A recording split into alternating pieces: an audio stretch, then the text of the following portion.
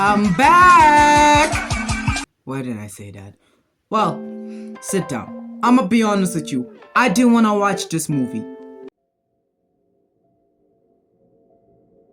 Don't get me wrong, I love Bad Boys, but after 2, I wasn't really invested. Heck, I thought the third one was a prequel. Why I thought it was a prequel? I don't know. But of course at some point I had to watch a Bad Boys movie. And well, since 4 came out, months ago, but okay, I thought I should watch it. And my god, was I surprised at how good this movie is. So, just to clarify and just to state my opinions about this movie, sit down, eat some popcorn, and let your boy cook.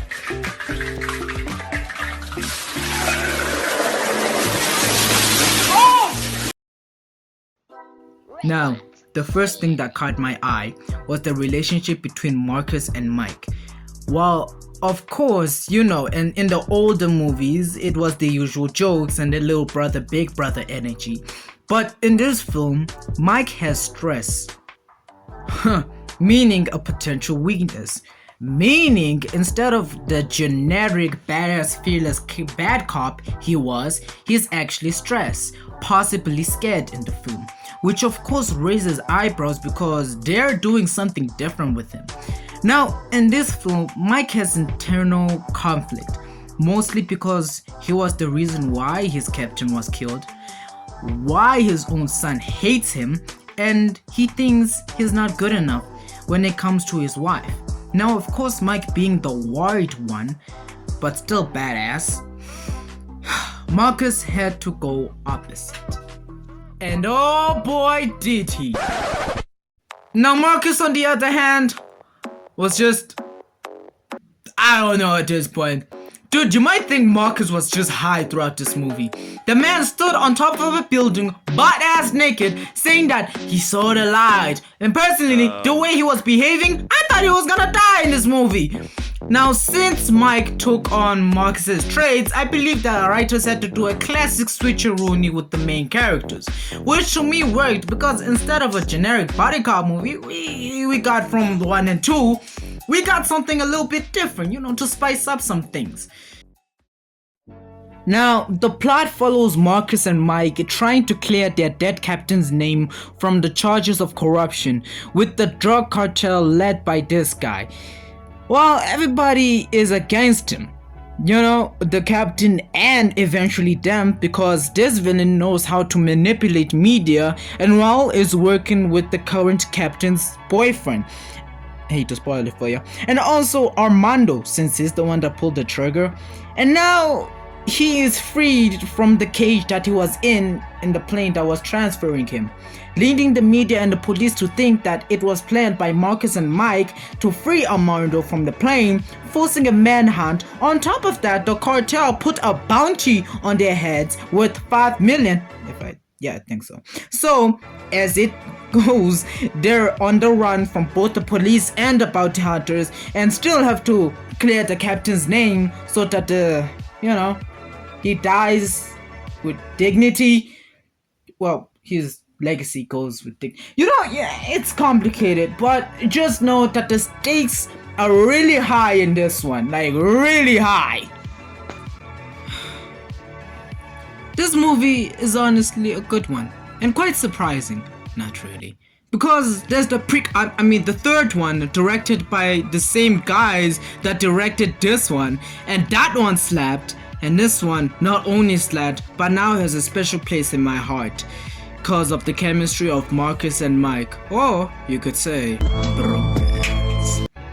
The jokes are on point, and well, boys, are y'all still in our clothes? Looks like it. Fucking racism. Y'all think just because we black we still in your shit? Funny. The movie has space for sentimental moments. Yes, I know, it's a Bad Boys movies. So of course there's explosions, but really that's not the main focus of this movie. The main focus of this movie is the plot, of course, and the relationship between Mike and his son as he tries to be the father to him, but since Armando is Armando, he wouldn't let him. I'm not gonna lie, everything about this movie made me feel warm and cozy. It's probably the Miami lighting. Yeah, that's probably it. But really, to be honest, from all the characters, the character interactions, and all that, man, this movie makes me want, Bad Boys 5. And I really do want it. And I'm not sure if they're gonna make it. Oh, who am I kidding? They're probably gonna make it for another 5 years. But anyway, fine. That's not the point. Another thing that actually slapped in this movie was the soundtrack. Oh my god, the songs in this. Man, my most favorite song from the soundtrack is Tonight, because god damn, that song makes me feel myself. Not in that sense. Calm down. But overall, man, this movie is just wow, bro.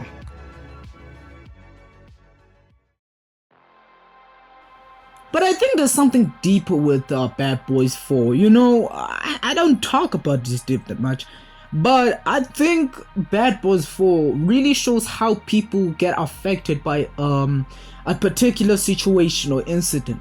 Because to be honest, Bad Boys 4 happened all because of the captain's death.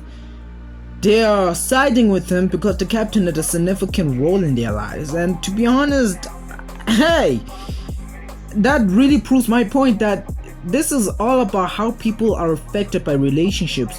I mean, we look at the relationship between Marcus and Mike, obviously that one slaps. We look at the relationship between Mike and his son Armando. We look at his relationship between him and his wife, and Marcus and their families. And we look, man, there's so many relationships that are explored in this movie. So many relationships that end, and so many so many relationships that got fixed. So really, I think this movie is really how can I put it? It's sweet. It's a sweet movie. And I know we have a lot of body cop movies, but if you like seeing chaos and a body cop movie, then I suggest you check out Bad Boys 4, because to be honest, it slaps. This one is really one of my favorite because of the vibe and how it surprised me. Yeah, but I got one more thing for you guys. Let the man eat his Skittles!